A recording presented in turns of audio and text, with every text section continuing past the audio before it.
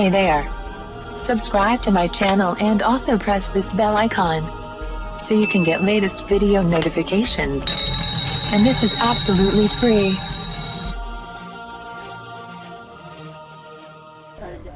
आज मैं आपको बताऊंगी नाक की बवासीर का इलाज। तारीफ मर्ज। इस मर्ज के अंदर नाक के नथनों के अंदर मस्से पड़ जाते हैं, जिससे सांस लेने में जबरदस्त रुकावट महसूस होती है। वजूहात। इस मर्ज में नाक के अंदर जर्दी माइल सफ़ेद, पीला या लाल रंग का मस्सा होता है। इस मर्ज की 3 किस्में होती हैं। सफ़ेद और नरम मस्सा, जिसमें दर्द व मवाद नहीं होता।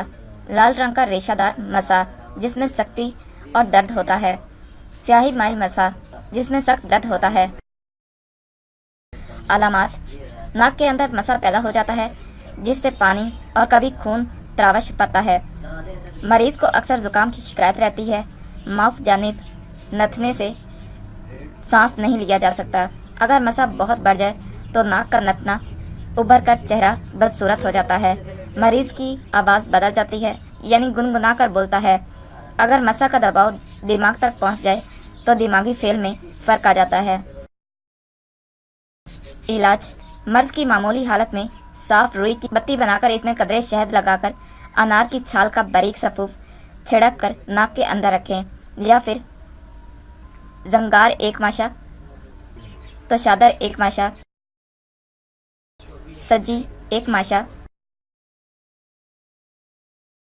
बनाना और इस्तेमाल करने का तरीका। इनको बारीक पीसकर सफूफ बना लें और कपड़े की बत्ती शहद में भिगोकर इस पर यह सफूफ छिड़क कर नाक में रखें और इसके साथ अतरेफल खद्दूस 6 माशा रोज़ाना खाएं।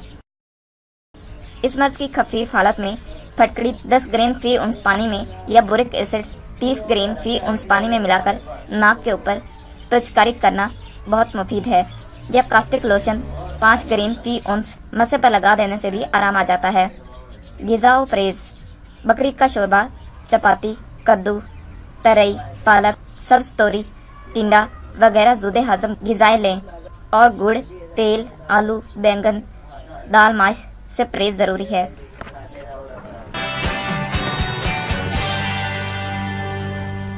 Thank you for watching my video.